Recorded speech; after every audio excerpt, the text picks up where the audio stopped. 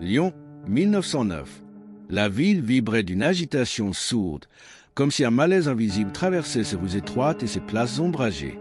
Les journaux parlaient de disparitions, de morts étranges, d'accidents inexpliqués. Pourtant, rien ne semblait aussi mystérieux que la silhouette d'une femme discrète mais redoutée, Clémence Duval. Elle n'était ni issue de la haute société, ni connue des cercles officiels, mais son nom circulait dans les salons. Une légende urbaine, une rumeur noire, que chacun murmurait avec effroi, craignant d'en dire trop à haute voix. Clémence était née dans une famille modeste aux abords de la ville. Son père, apothicaire ruiné, lui avait transmis malgré lui une connaissance profonde des herbes et des poisons.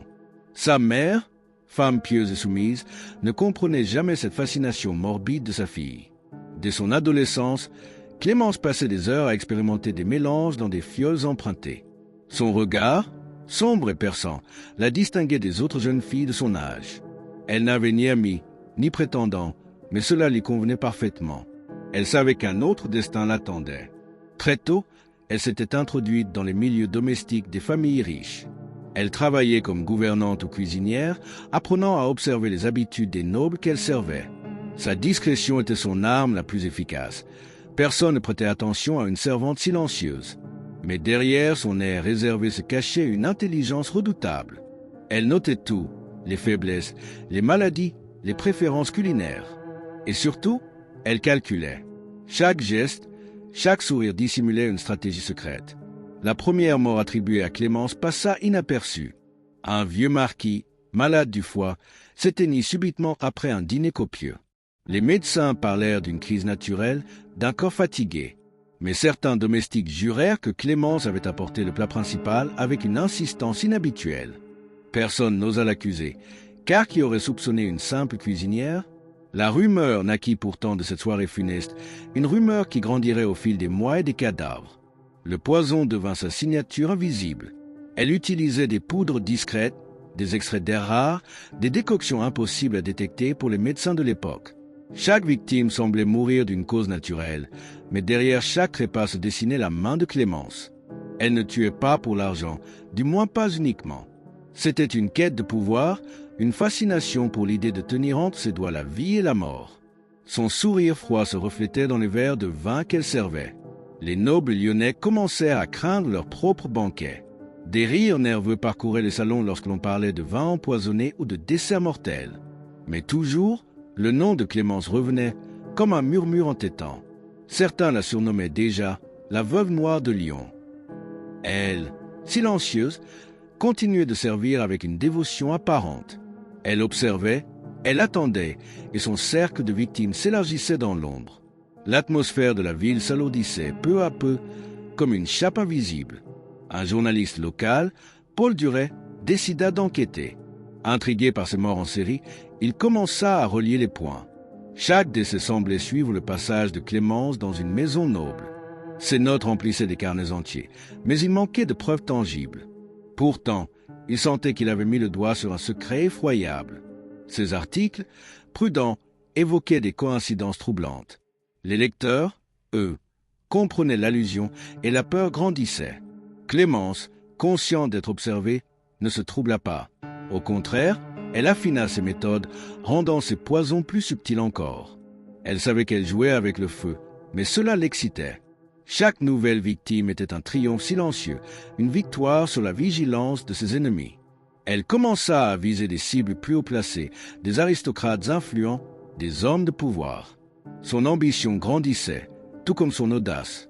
Lyon devenait son théâtre macabre. Les salons les plus prestigieux l'invitaient, inconscient du danger.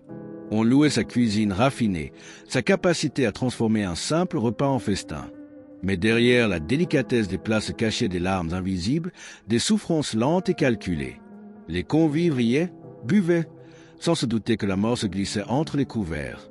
Chaque dîner pouvait être le dernier, et Clémence, discrète, observait l'inévitable chute de ses victimes avec une froide satisfaction.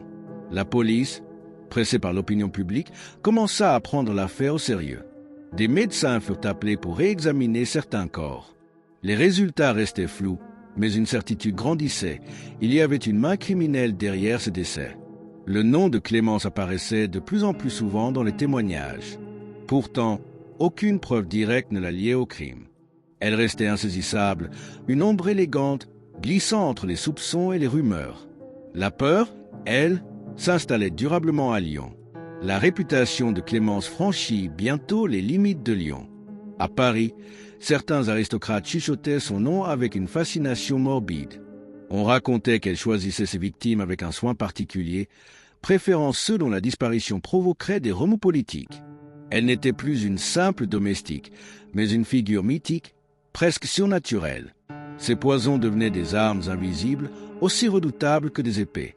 Pourtant, elle restait insaisissable, comme une ombre traversant les grandes demeures. Paul Duret poursuivait son enquête avec acharnement. Chaque piste le menait plus près de la vérité, mais aussi plus près du danger. Il savait que Clémence avait des yeux partout, et que sa curiosité pouvait lui coûter la vie. Ses nuits étaient hantées par l'image de cette femme silencieuse, tenant un verre de vin entre ses mains fines. Ses notes se multipliaient, et plus il écrivait, plus il comprenait l'ampleur de son pouvoir. Clémence n'était pas seulement une criminelle, elle était un symbole de terreur. Pendant ce temps, la police organisait des surveillances secrètes. Des agents se mêlaient aux domestiques, cherchant à piéger la mystérieuse empoisonneuse. Mais Clémence semblait toujours les devancer. Elle changeait de maison, de rôle, disparaissait puis réapparaissait ailleurs. Son intelligence froide la rendait intouchable. Chaque fois qu'on croyait la coincer, une nouvelle mort survenait, comme une provocation. Les autorités se sentaient humiliées, prisonnières de son jeu macabre. Dans les salons lyonnais, l'élite vivait dans la peur. Les hôtes engageaient des goûteurs, comme aux temps médiévaux. Certains refusaient d'organiser des banquets, craignant d'attirer son attention. Pourtant, Clémence savait se rendre indispensable. Elle offrait ses services culinaires avec une humilité feinte, et rares étaient ceux qui osaient la refuser. Sa beauté sombre, son regard pénétrant, achevaient de désarmer ses employeurs. Il l'accueillait malgré leurs doutes, comme si un charme secret les envoûtait. Un soir d'hiver, lors d'un bal masqué, un riche comte s'effondra au milieu de la danse. Sa compagne cria au scandale, mais les médecins déclarèrent une attaque soudaine. Pourtant, Paul Duret nota la présence discrète de Clémence parmi les domestiques. Son masque noir la rendait difficile à reconnaître, mais ses yeux brillaient d'un éclat glacé. Pour lui, il n'y avait plus de doute, elle avait encore frappé. La question était de savoir quand la police oserait l'arrêter. Clémence, de son côté, savourait chaque succès comme une victoire sur la société. Elle se voyait comme une justice invisible, punissant les puissants pour leurs excès. Ses poisons n'étaient pas seulement des armes. C'étaient des messages, des leçons gravées dans la chair de ses victimes. Elle savait que ses actes inspiraient la terreur, mais aussi une étrange admiration. Certains murmuraient qu'elle incarnait une vengeance du peuple contre les nobles. Elle-même n'y voyait qu'une passion dévorante. Paul tenta de l'approcher en secret. Sous prétexte d'un entretien sur la cuisine lyonnaise, il chercha à lui parler directement. Clémence accepta avec un sourire poli, mais son regard trahissait une vigilance constante. Elle répondit à ses questions avec calme, évoquant des recettes et des souvenirs d'enfance. Mais Paul sentait qu'elle jouait avec lui, comme un chat avec une souris. Chaque mot semblait calculé, chaque silence pesait lourdement. Il comprit qu'il risquait plus que sa carrière. La tension grandissait dans la ville. Les nobles engageaient des médecins privés, des enquêteurs, des hommes de main pour les protéger. Mais aucun ne parvenait à contrer l'invisible menace. Clémence s'adaptait à chaque précaution, trouvant toujours une faille. Elle était patiente, méthodique, et son art de la dissimulation défiait toute logique. Les funérailles s'enchaînaient, et avec elles, la peur d'une épidémie silencieuse. Lyon devenait une cité assiégée par une seule femme. Un soir de pluie, Paul suivit Clémence jusque dans une ruelle sombre. Il la vit entrer dans une petite boutique d'herboristerie où elle resta de longues heures. Intrigué, il tenta de se rapprocher, mais une silhouette surgit de l'ombre et le repoussa violemment. On voulait clairement l'avertir. Tremblant, il comprit qu'elle n'était pas seule, qu'elle avait peut-être des complices. Son enquête prenait une tournure encore plus dangereuse et il n'était plus sûr de pouvoir s'en sortir vivant. Pourtant, il ne pouvait abandonner. Chaque article publié renforçait son intuition et attisait la colère des autorités. Les lecteurs attendaient des réponses, des preuves, un nom. Et ce nom, ils le connaissaient déjà, Clémence Duval. Mais l'écrire noir sur blanc serait signer son arrêt de mort. Il hésitait, partagé entre le devoir de vérité et l'instinct de survie. Pendant ce temps, Clémence préparait déjà sa prochaine cible, indifférente au tumulte qu'elle semait derrière elle. Les autorités de Lyon, pressées par l'opinion publique, organisèrent une réunion secrète. Autour d'une grande table, les commissaires évoquaient la série de morts suspectes. Le nom de Clémence Duval revenait sans cesse, mais toujours sans preuve concrète. Certains doutaient qu'une simple femme puisse orchestrer un tel carnage. D'autres, plus prudents, la voyaient comme l'incarnation même du mal. La peur paralysait l'enquête et les notables continuaient de tomber un à un. Clémence, de son côté, s'immergeait davantage dans ce rituel. Elle préparait ses poisons dans le silence de la nuit, entourée de fioles et de poudres mystérieuses. Chaque mélange était étudié avec une précision chirurgicale. Elle testait ses concoctions sur de petits animaux, observant les effets avec une froide fascination. Pour elle, la mort n'était pas une fin, mais une expérience. Elle se voyait comme une artiste et les nobles de Lyon comme sa toile vivante. Paul Duret, malgré les menaces, ne renonça pas. Il interrogea d'anciens domestiques, recueillant des témoignages troublants. Tous décrivaient Clémence comme une femme étrange, obsédée par les potions et les plantes. Certains avaient remarqué des fioles cachées dans ses bagages, d'autres son insistance à servir personnellement les plats. Ces récits alimentaient ces articles, qui prenaient des allures de feuilletons macabres. Les lecteurs tremblaient en découvrant chaque nouvel indice, comme s'ils vivaient eux-mêmes la terreur de la ville. Un soir, Paul reçut une lettre anonyme. L'écriture était fine, élégante et portait un parfum délicat. Elle contenait un seul message. « Cher monsieur, cessez votre enquête ou votre curiosité vous empoisonnera. » Le journaliste blêmit en lisant ces mots. Il savait que seule Clémence pouvait écrire une telle menace. Pourtant, loin de l'effrayer, cette lettre attisa son obsession. Il jura de dévoiler son secret, même si cela devait lui coûter la vie. Clémence, amusée par sa persistance, décida de l'approcher plus directement. Elle l'invita à un dîner discret, sous prétexte de répondre à ses questions. Paul, malgré ses craintes, accepta. La table était dressée avec un raffinement inquiétant. Les chandelles projetaient des ombres dansantes sur les murs, et Clémence souriait avec une étrange douceur. Chaque plat qu'elle servait semblait cacher une énigme, chaque gorgée de vin une tentation mortelle. Paul transpirait, incapable de distinguer la vérité de ses propres peurs. Durant ce dîner, Clémence parla longuement de la condition des femmes. Elle évoqua leur invisibilité, leur rôle subalterne, leur mépris par les puissants. Ces mots résonnaient comme une confession et une justification à la fois. Elle expliqua que son art était une revanche, un équilibre rétabli par le poison. Paul l'écoutait, fasciné malgré lui, notant mentalement chaque phrase. Il comprit alors que Clémence ne se voyait pas comme une criminelle, mais comme une justicière des ténèbres. À la fin du repas, elle lui tendit un verre de liqueur ambrée. Son regard fixait intensément le sien, comme un défi silencieux. Paul hésita, ses mains tremblaient. Mais refuser aurait été signer sa peur, et il but d'un trait. Le liquide brûla sa gorge, et pendant un instant, il crut sentir une chaleur étrange envahir son corps. Clémence éclata d'un rire léger, comme si elle jouait avec son destin. Était-ce un poison ou seulement une épreuve? Paul ne le saurait jamais. Les jours suivants, il continua son enquête, mais une lassitude étrange l'envahissait. Son corps faiblissait, ses nuits étaient hantées par des cauchemars. Il voyait Clémence dans ses rêves, debout au pied de son lit, un sourire glacé sur les lèvres. Ses articles devinrent plus sombres, plus obsessionnels, comme si la peur s'infiltrait dans son encre. Ses collègues s'inquiétaient de son état, mais lui persistaient. Il savait qu'il jouait avec la mort, mais il refusait de reculer. Pendant ce temps, Clémence étendait son influence. Elle se rapprochait de familles aristocratiques parisiennes, profitant de leur naïveté. Les salons de la capitale l'accueillaient avec enthousiasme, ignorant la réputation qui la suivait.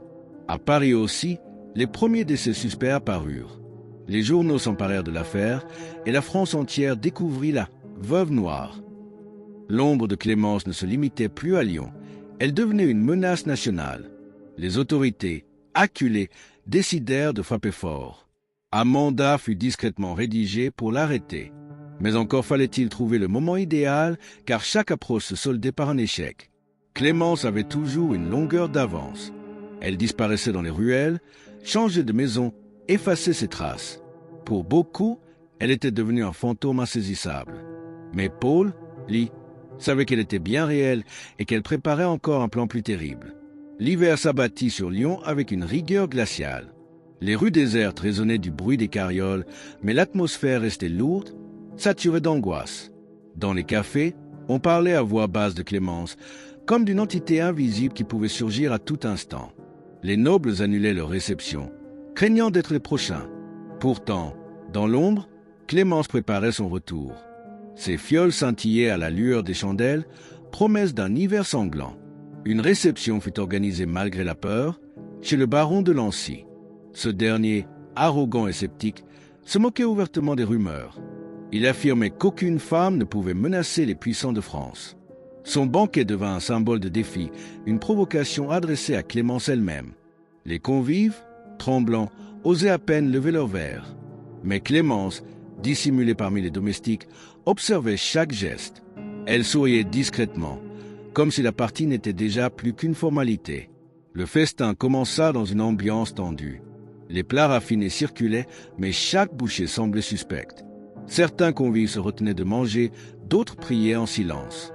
Clémence, invisible, attendait son moment. Elle savait que la mort devait frapper lentement, subtilement, pour amplifier la peur. Le baron, ivre de vanité, porta un toast en riant des superstitions. Quelques heures plus tard, il s'effondra dans un spasme terrible, ses yeux révulsés. La panique se répandit aussitôt dans la salle. La nouvelle se propagea comme une traînée de poudre. Le lendemain, les journaux titraient sur « L'empoisonneuse des nobles ». Le nom de Clémence Duval apparaissait clairement, plus comme une certitude que comme une supposition. La France entière retenait son souffle. On racontait son histoire dans les gares, les marchés, les théâtres.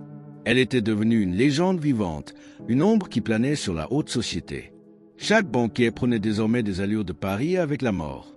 Paul Duret, témoin de la soirée, publia son article le plus audacieux. Il décrivit Clémence comme une figure mythologique, une femme capable d'abattre les puissants sans armes visibles. Ces mots, vibrants et accusateurs, galvanisèrent l'opinion publique. Mais il savait que ce texte signerait peut-être sa condamnation. Chaque phrase semblait appeler le danger, attirer l'attention de Clémence sur lui. Pourtant, il n'avait plus peur. Il était décidé à dévoiler la vérité, quoi qu'il en coûte. La police lança une traque sans précédent. Des perquisitions eurent lieu dans plusieurs maisons où Clémence avait travaillé. On y découvrit des fioles vides, des herbes séchées, des carnets d'observation. Mais jamais elle n'était là. Elle disparaissait toujours quelques heures avant les descentes, comme avertie par une source invisible. Les enquêteurs parlaient de sorcellerie, d'un sixième sens. En réalité, Clémence possédait un réseau de complices qui lui assurait protection et information. Pendant ce temps, elle continuait son œuvre avec une régularité macabre. Ses victimes n'étaient pas choisies au hasard. Chacune avait un rôle politique ou social important. Elle ciblait les arrogants, les cruels, les corrompus. Son poison devenait une justice parallèle, une sentence inévitable. Mais pour la société effrayée, peu importaient ses motifs, elle restait une menace à abattre. Son nom, répété chaque jour, devenait le synonyme même de la mort invisible. Paul, affaibli par ses cauchemars et par une fatigue étrange, commençait à craindre pour sa propre vie. Il sentait dans ses veines une lourdeur persistante, comme si la liqueur bue chez Clémence avait laissé une trace. Chaque matin, il se réveillait avec la peur de ne pas voir la nuit. Pourtant, il écrivait toujours, son encre guidée par l'urgence de son enquête. Il savait que le temps jouait contre lui, mais il refusait de se taire. Clémence, elle, observait son agonie lente. Les nobles survivants organisèrent un conseil secret. Ils proposèrent une récompense colossale à quiconque capturerait Clémence vivante. Chasseurs de primes, détectives privés et aventuriers accoururent de toute la France. La ville se transforma en un théâtre de suspicion et de traque. Mais Clémence, telle une ombre, échappait toujours. Plus on la chassait, plus elle semblait insaisissable. Certains disaient qu'elle n'était plus humaine, mais un spectre vengeur. La peur atteignait un paroxysme jamais vu. Au cœur de l'hiver, un incendie ravagea une demeure noble. Les flammes dévoraient les murs et l'on découvrit à l'intérieur plusieurs cadavres. Tous avaient été empoisonnés avant l'incendie. La signature de Clémence était indéniable. Cet acte marqua un tournant. Elle ne se contentait plus d'empoisonner, elle effaçait désormais les preuves par le feu. Lyon sombrait dans le chaos et Paris tremblait à son tour. La France entière retenait son souffle face à cet ennemi invisible. Lyon était désormais une ville en état de siège. Les nobles ne sortaient plus qu'entourés de gardes et les banquets s'éteignaient peu à peu. Les rues, autrefois animées, semblaient désertées par la haute société. Mais dans les tavernes populaires, les rumeurs circulaient avec passion. Certains admiraient Clémence, la voyant comme une héroïne populaire. D'autres, terrorisés, priaient pour que la police la capture vite. La ville vivait suspendue à son ombre. Paul Duret, malgré sa faiblesse croissante, continuait d'écrire. Ses articles prenaient une allure prophétique, dénonçant la décadence des nobles et la main vengeresse de Clémence. Ses lecteurs voyaient en lui un témoin privilégié, presque un martyr de la vérité. Mais chaque phrase le rapprochait du danger. Il savait que Clémence le lisait, qu'elle suivait ses mots comme une caresse mortelle. Leur lien invisible se resserrait, comme un duel silencieux.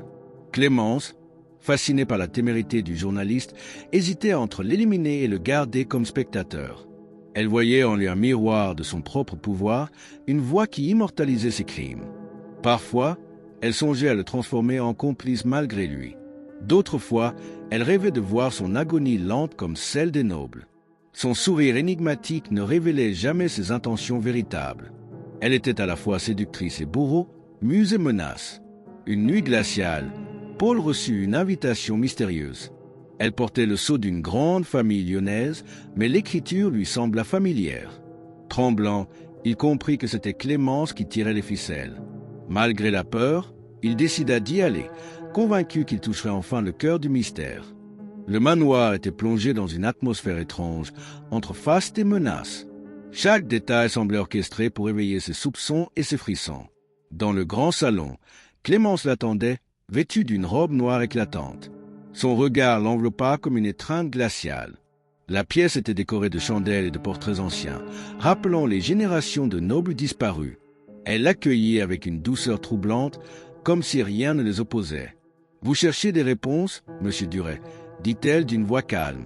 Mais parfois, la vérité est plus dangereuse que le mensonge.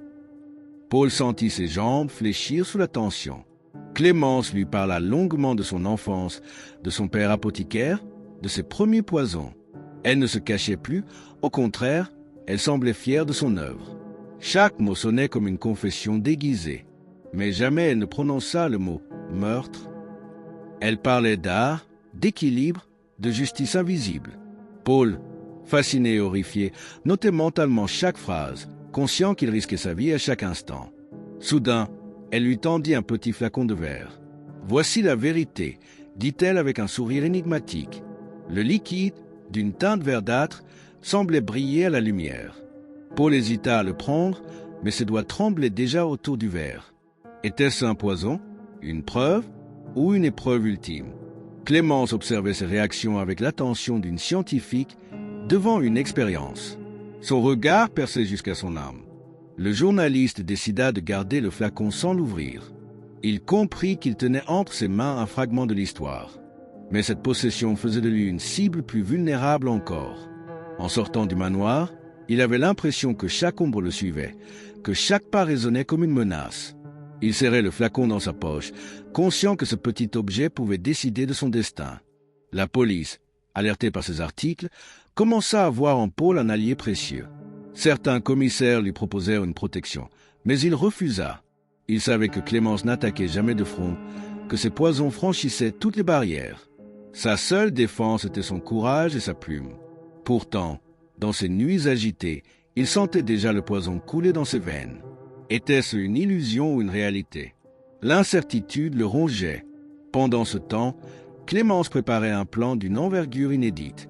Elle ne voulait plus seulement terrifier Lyon, mais marquer l'histoire entière de la France. Son prochain banquet serait à Paris, au cœur du pouvoir. Elle rêvait d'empoisonner plusieurs dignitaires en une seule soirée, frappant comme un éclair. Ses complices préparaient déjà les invitations, les plats, les fioles. Pour elle, ce ne serait plus seulement une vengeance, ce serait son chef-d'œuvre. Paris, déjà alerté par les rumeurs venues de Lyon, se préparait à accueillir l'ombre de Clémence. Les journaux de la capitale publiaient chaque jour de nouveaux articles amplifiant la peur. Les salons mondains débattaient de son existence, certains la traitant de mythe, d'autres jurant l'avoir rencontrée. Les nobles fortifiaient leurs demeures, engageant des chimistes pour analyser leurs repas. Mais rien n'arrêtait la curiosité malsaine qui entourait son nom. Clémence Duval devenait une légende nationale. Le banquet prévu au palais du marquis de Saint-Roch fut l'occasion rêvée. L'événement réunissait ministres, généraux et aristocrates influents. Tout devait être somptueux, vins rares, mais délicats, musiques élégantes. Mais derrière les rideaux, Clémence tissait sa toile. Elle avait infiltré la maison par l'intermédiaire de cuisiniers complices. Chaque plat portait la menace d'un poison invisible. Personne ne se doutait que cette soirée marquerait une étape sanglante. Paul Duret, averti par une source anonyme, se rendit à Paris pour couvrir l'événement. Son corps était faible, mais son esprit brûlait encore de courage. Il savait que Clémence frapperait cette nuit-là et il espérait la démasquer. Dans son carnet, il avait préparé chaque détail, prêt à écrire l'article qui ferait trembler la nation. Mais au fond de lui, il craignait que cette enquête ne soit sa dernière. Ses mains tremblaient déjà sous l'adrénaline. La réception commença dans une atmosphère d'opulence. Les chandeliers illuminaient la salle, les musiciens jouaient des airs joyeux. Les invités, malgré la peur, riaient et buvaient avec excès. Mais chacun guettait du coin de l'œil les moindres gestes suspects. Clémence, cachée sous l'identité d'une servante, observait la scène avec un calme terrifiant. Elle savait qu'un seul geste suffirait à transformer la fête en cauchemar. Son sourire invisible se dessinait dans l'ombre. À minuit, un cri perça la musique. Un ministre s'effondra sur la table, convulsant sous les regards horrifiés. Quelques secondes plus tard, un autre convive s'écroula à son tour. La panique éclata, les verres volèrent, les convives cherchaient désespérément une issue. Mais Clémence, implacable, restait immobile, savourant la scène. Ses poisons faisaient leur œuvre avec une précision cruelle. Le banquet de Saint-Roch devint une hécatombe. Paul, témoin direct, tenta de repérer la meurtrière. Ses yeux fouillaient la salle en désordre, mais Clémence disparaissait déjà parmi les domestiques. Il nota chaque détail, la couleur des fioles brisées, les gestes rapides, les ombres fuyantes. Mais quand il voulut la suivre, une douleur fulgurante traversa sa poitrine. Était-il à son tour victime? Il chancela, puis reprit son souffle avec peine. L'incertitude le glaçait plus que la douleur. Le lendemain, Paris s'éveilla sous le choc. Les journaux titraient sur le « massacre de Saint-Roch », une tragédie sans précédent. Le gouvernement promit une enquête nationale, mobilisant ses meilleurs enquêteurs. Des portraits robots de Clémence furent diffusés dans toute la France. Mais elle, déjà, s'était évaporée. Lyon, Paris, partout, son ombre planait. Chaque ville craignait d'être la prochaine. La France entière vivait dans l'attente de son prochain geste. Dans une petite chambre d'hôtel, Paul rédigeait son récit avec une fièvre désespérée. Ses mains tremblaient, mais ses mots coulaient comme une confession. Il décrivait Clémence non seulement comme une criminelle, mais comme un symbole. Le poison, écrivait-il, était devenu une arme politique, une justice sauvage qui échappait à la loi. Mais il savait aussi que cet article serait dangereux. Clémence, où qu'elle soit, le lirait, et peut-être qu'elle déciderait de mettre fin à son rôle de témoin. Clémence, de son côté, savourait sa victoire silencieuse. Elle avait frappé au cœur du pouvoir et laissé derrière elle une trace indélébile. Son nom circulait désormais jusque dans les rues de Londres et de Berlin. On la décrivait comme la femme la plus dangereuse d'Europe. Elle savait que la traque se resserrait, mais cela ne l'effrayait pas. Chaque chasse rendait son art plus raffiné. Elle vivait pour ce jeu mortel. Mais une fissure commençait à apparaître. Pour la première fois, Clémence sentait une fatigue inhabituelle. Ses nuits étaient peuplées de cauchemars, ses mains tremblaient parfois en préparant ses fioles. Elle n'osait pas l'admettre, mais le poison semblait l'atteindre elle aussi, comme un reflet de son propre article. Était-elle en train de payer le prix de ses crimes? Cette pensée l'effleura, puis disparut aussitôt. Elle n'était pas prête à renoncer. Pas encore. La police française, humiliée par le scandale du banquet de Saint-Roch, mit en place une cellule spéciale. Des inspecteurs chevronnés furent envoyés à Lyon et à Paris pour traquer Clémence. Les commissaires dressèrent une carte de ses déplacements supposés, reliant chaque décès suspect. Le schéma révélait une logique effrayante. Clémence suivait les routes de commerce et de pouvoir. Chaque halte devenait une scène de crime en puissance.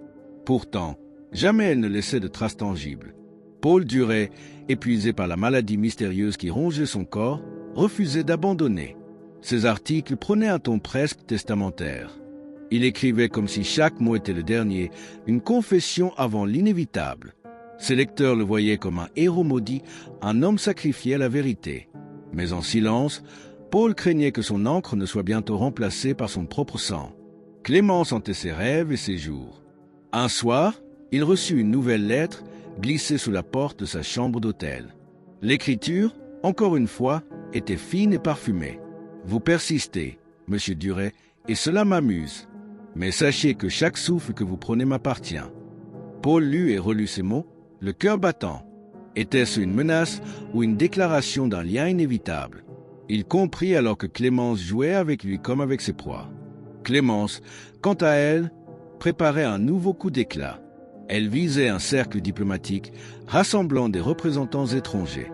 Cette fois, son objectif dépassait la vengeance locale. Elle voulait ridiculiser la France aux yeux de l'Europe. Son poison serait une arme politique, une déclaration sanglante.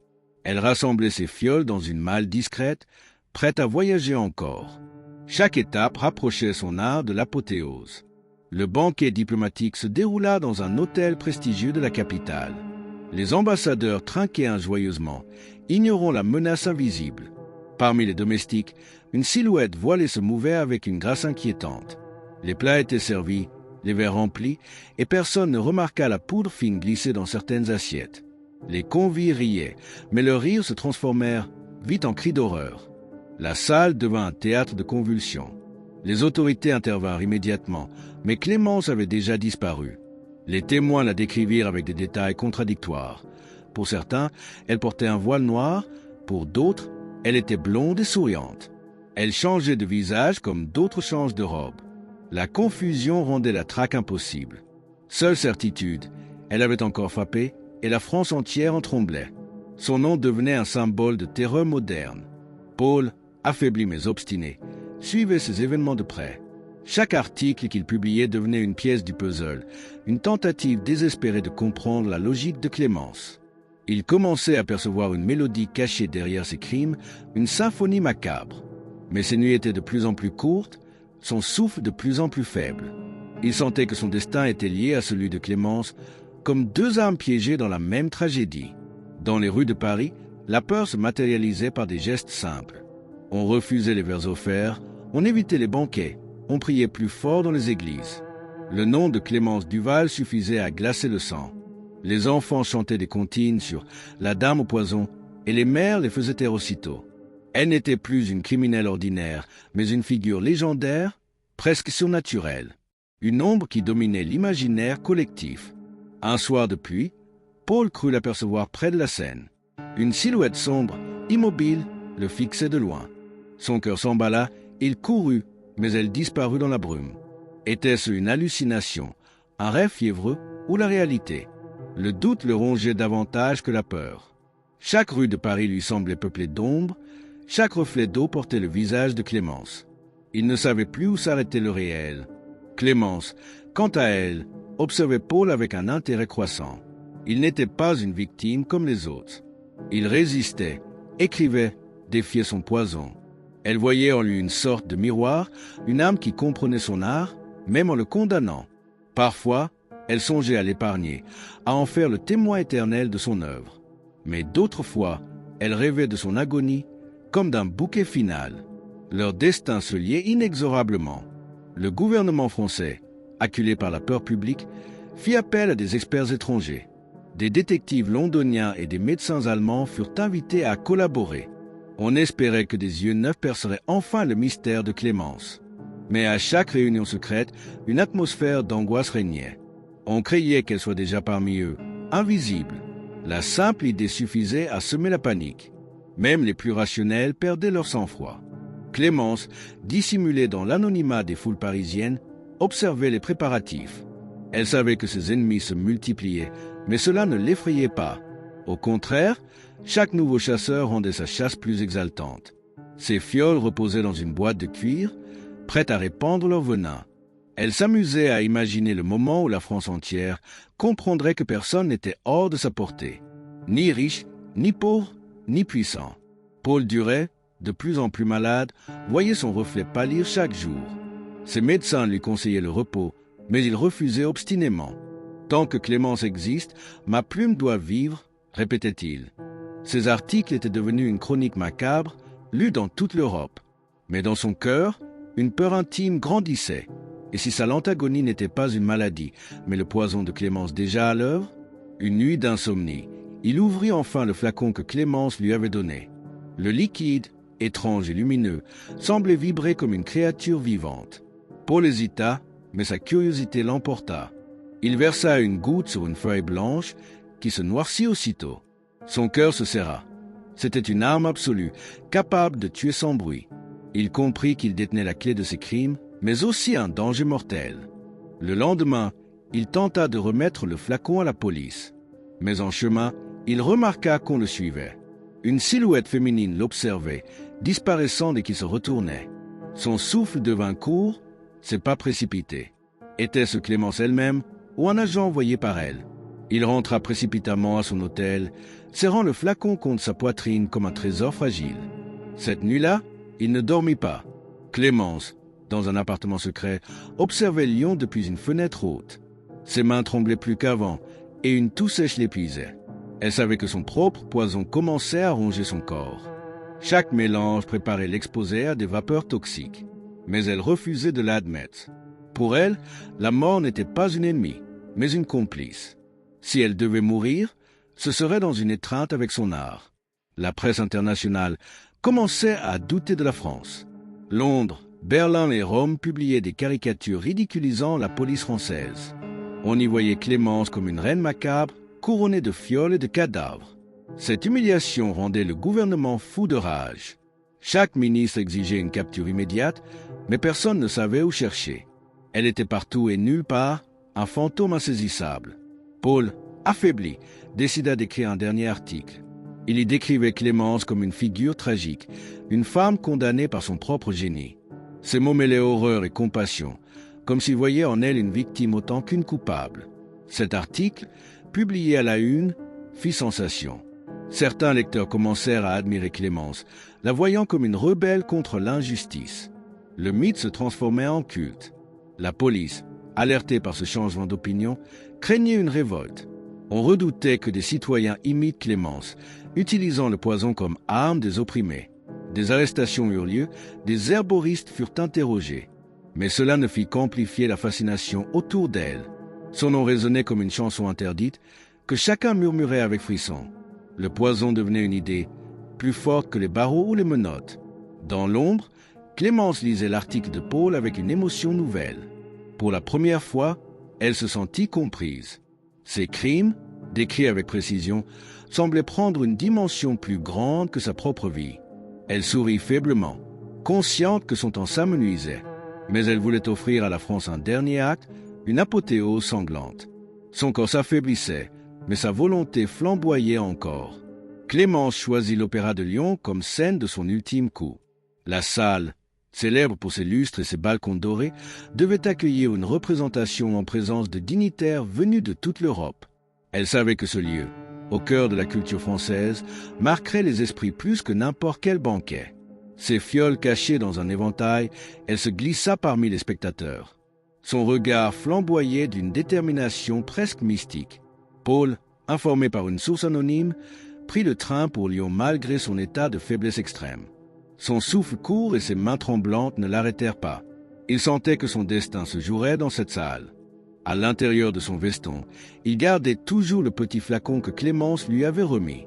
Était-ce une arme contre elle ou une condamnation pour lui-même? Son esprit hésitait entre courage et désespoir.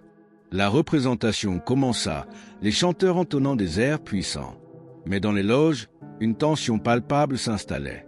Les diplomates chuchotaient, observant leur verre avec méfiance. Soudain, au deuxième acte, un noble s'effondra en silence.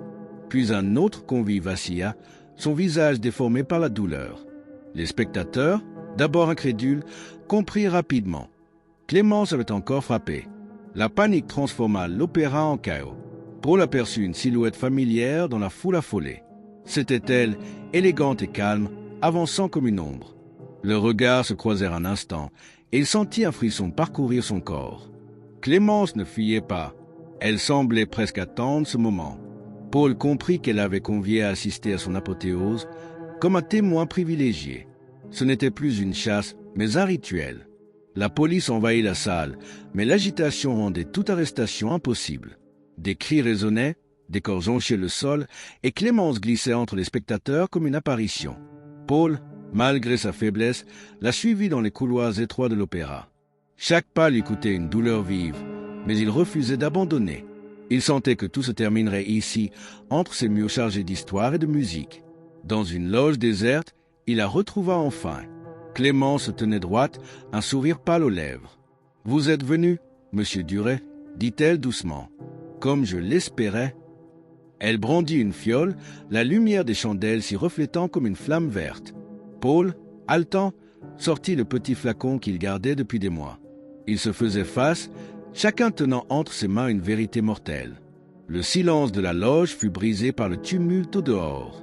Mais entre eux, le temps semblait suspendu. Clémence le fixait avec une intensité glaciale. « Vous m'avez comprise mieux que personne », murmura-t-elle. « C'est pour cela que je vous l'ai épargné si longtemps. » Paul, la voix tremblante, répondit « Je ne vous comprends pas, je vous révèle, et je vous arrête par mes mots. » Leurs fioles scintillaient comme deux épées prêtes à s'entrechoquer. Clémence éclata d'un rire bref, presque triste. « Vous croyez que vos mots suffiront à me briser ?» dit-elle.